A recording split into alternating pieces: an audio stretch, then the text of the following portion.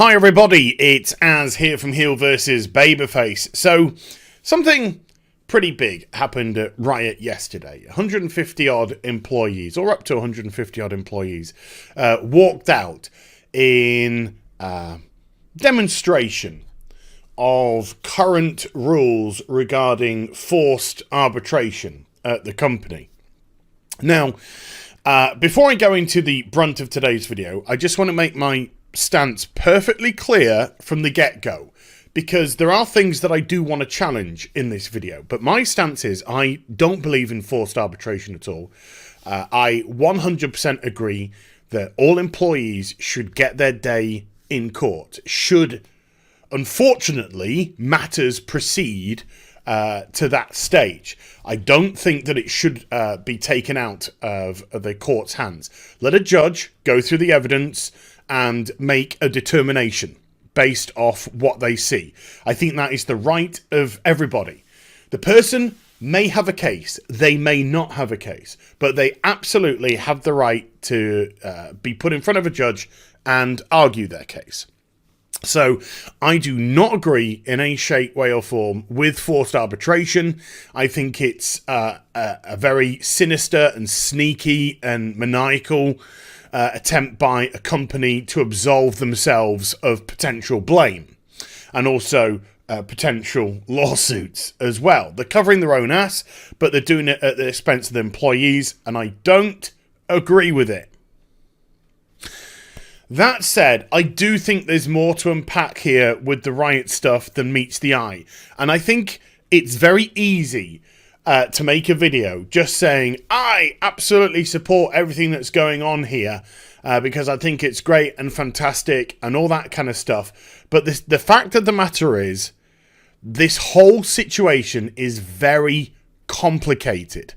And there are people who are walking out who are 100% from what I would say from my perspective, coming from the right place. Their heart is in the right place. What they are protesting about is the forced arbitration. That is what they are protesting about. They are protesting that they deserve their day in court. They deserve to work at a company where there isn't a culture of silence, where things aren't swept under the rug, where, those kind of aspects. And I think probably the vast majority of the up to 150 odd people that walked out are coming from that right place. I also think there's a few people at Riot, which we'll go into now, that are coming at it from completely the wrong place.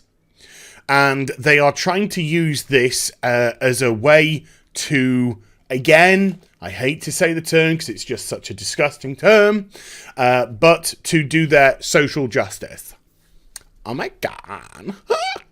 To do that. And so I will go into what I think is legit and what I don't think is legit. So I want to refer to two Kotaku articles. I want to refer to the one from yesterday before the walkout, and I want to refer to the one later on when the walkout actually happened, because they both hold some very interesting points of view. And they both come from Cecilia, who did the Kotaku expose into systemic, her words, systemic sexism at Riot, which I went through, and I went through pretty thoroughly, and there was a lot which I determined in there was just ridiculous. It was my feelings are hurt. How dare a man question me about my resume, my CV, when I'm trying to get a job at the company? Dumb things like that. I'm in meetings and I get shouted down by the man, and my voice gets diminished, and I'm an oppressed woman. Just nonsense, things like that. Things which are just part of a corporate culture, things which are part of a hiring culture. If you don't think your CV or resume needs to be challenged, then you've got something wrong with your CV or resume. You are maybe twisting the truth, embellishing things. So if you want to put a resume together that is concise, that is correct, then you shouldn't have any problem being challenged about it. If you're in a role at the company where you are in decision-making meetings and you can't make your voice heard, then you're probably not the right person for that leadership role. It's as simple as that. And these have got nothing to do with Riot as a company. These have got everything to do with how larger companies with bulk employees work. When you're in a company when there's 1,000 people there, just imagine the huge range of clash of personalities which are at that company. Just because personalities clash doesn't mean you're being oppressed. Just because personalities clash doesn't mean that you're being diminished. It just means that people are different. So with that said, I want to go down to a couple of things here. So what I found really concerning was, I want to go into this part here and then just a little bit further down.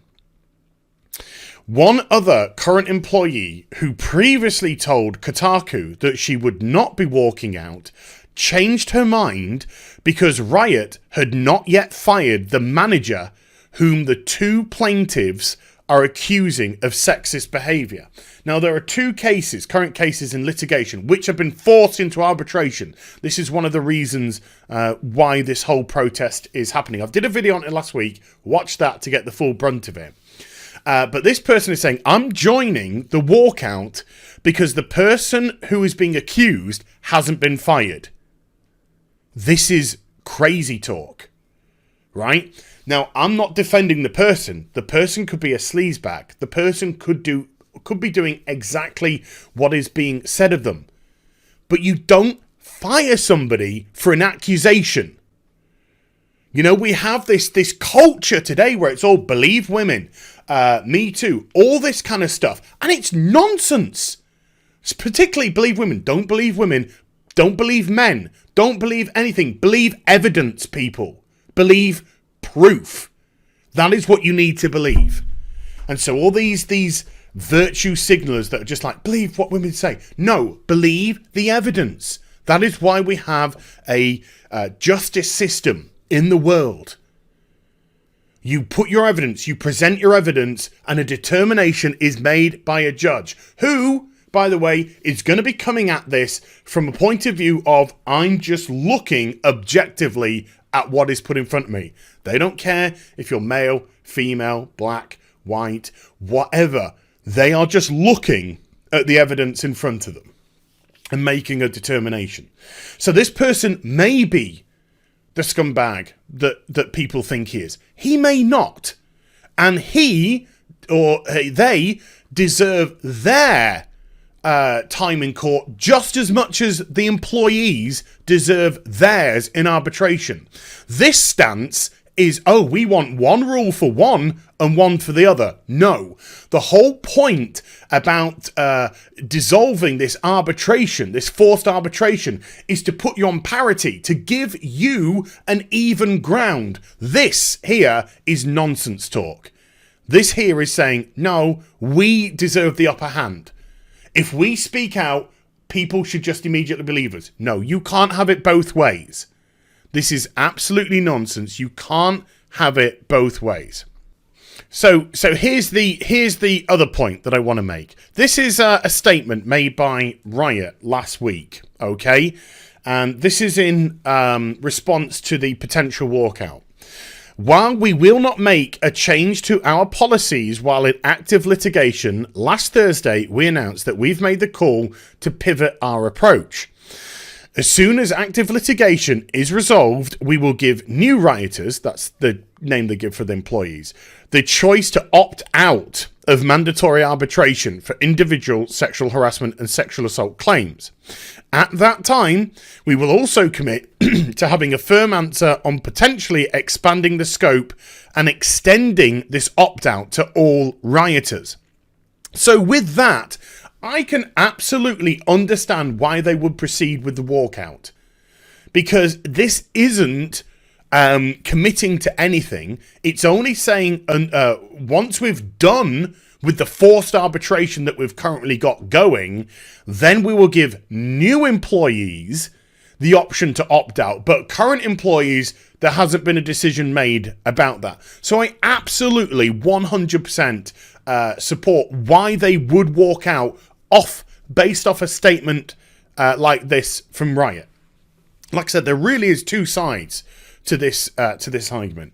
So here is the article today, and both articles will be linked in the description box down below. And again, I do thoroughly recommend that you read them in the entirety.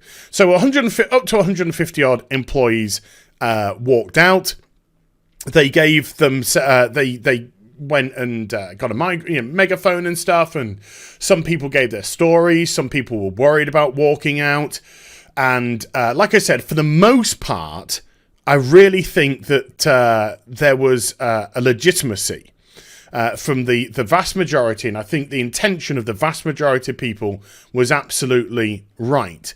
But one thing which is going to hurt stuff like this is there was a contingent who came along from Game Workers Unite, and I want to just bring your attention to this, which was tweeted out by them earlier today.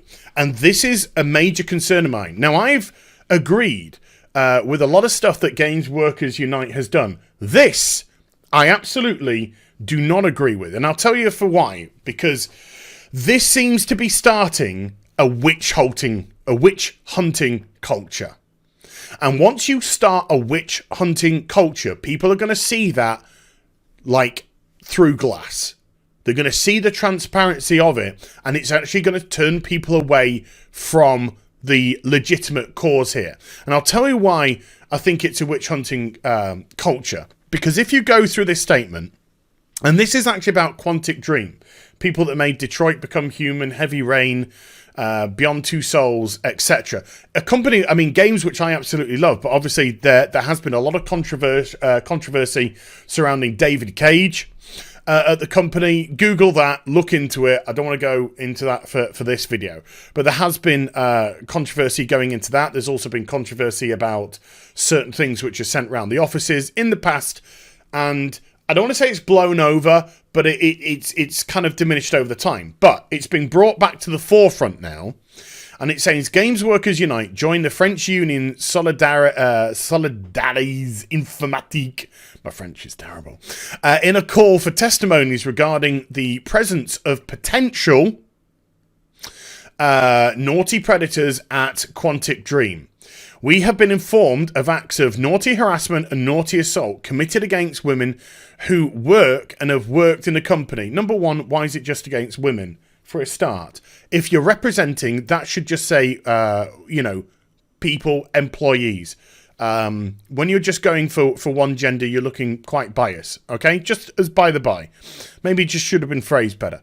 These offences are extremely serious and punishable by law. That's important. I'll get back to this in a moment. However, they seem to be repeated with impunity for several years because of strong omerta, which means a culture of silence at the company. It's all hush-hush. This must stop. We call on people to, or witnesses of such behaviour, to contact us at this email address. Right. No. If you are saying to people, have you been naughtily assaulted at a company, you should be pointing them to the police. Because it is a crime. An actual crime punishable by law. So this starts to look a little bit like a witch hunt, and a little bit like, hey, let's just get a little bit of publicity coming our way. And it doesn't seem to be coming from the right, from the right angle. And this is my concern. Do you want to? I'll pose a question to employees in the gaming industry. Do you want a company like Netflix, where you can't look somebody in the eye for more than 5 seconds? Otherwise, Netflix has said you can be open to having harassment cases put against you. Because if you look at somebody for more than 5 seconds in the eyes of Netflix, it is creepy and weird. Are you wanting this weird-ass dystopian culture at a company where everyone's walking with their heads down, everybody's draped in grey sacks because we can't have makeup at a company anymore, and we can't have people dressing in a manner which could be determined as provocative, and so let's just stick everyone in grey sacks so they look the same with their heads down? Because this is the kind of, when people are coming at this from the wrong angle, like this here, this is what you're going to encourage. So whereas I believe the vast majority of people who walked out were doing it for the correct reasons, for the end of arbitration, which I fully support and absolutely agree with. Again, there are people here which are trying to twist it and pervert it to their own social justice ends, and it's going to backfire. You will get pushback. And I'm not saying that Riot are a result of any blame. It looks like there's a bunch of, there are a bunch of idiots at the top by the looks of it. Not all, but it looks like there are a bunch of fools at the top who are, causing issues and problems within the company that you could certainly do without. But if you got to deal with it in the correct manner, you can't try and get the upper hand. You can't try and force it one way over the other way. You just do it in a correct manner. Do it through legislation. Make sure that you'll make your voices heard. And if they don't, if Riot do not say, we are going to give the ability to opt out of, we're going to give the ability to opt out to our employees, then organize another walkout, organize a strike, organize whatever you want, but do it through those legitimate reasons and for the legitimate reasons. Because it does seem to be, particularly from, like I said, I think a very poorly put together investigation by Kotaku. It does seem to be that a lot of people are just looking at a way of trying to get their brand of social justice. And there is another, just one more thing I want to go to kind of back up this as well. Here we go.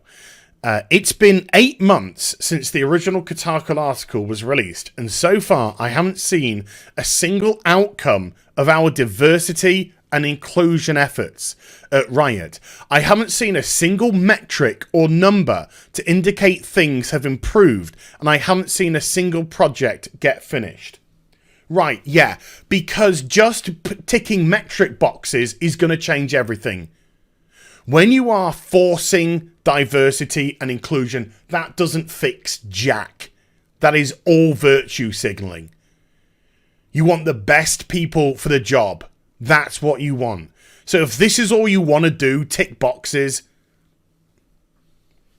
then, like I said, there seems to be people coming at this from the right way, and there seems to be people coming at this from a social justice way in an effort to push an agenda. And so the whole thing is very complicated and very messy. But just to end, I fully support the end of forced arbitration. Fully. It's just such a shame this whole business seems to be an utter mitigated mess. So there we go. Sorry, I know it's gone on a little bit, but I hope you enjoyed the vid. If you did, do get a thumbs up and also subscribe to the channel. Follow me on social media and Twitch for live streaming. Links, they're in the description box down below. And I'll be back with some more stuff very soon. You take care. Bye for now.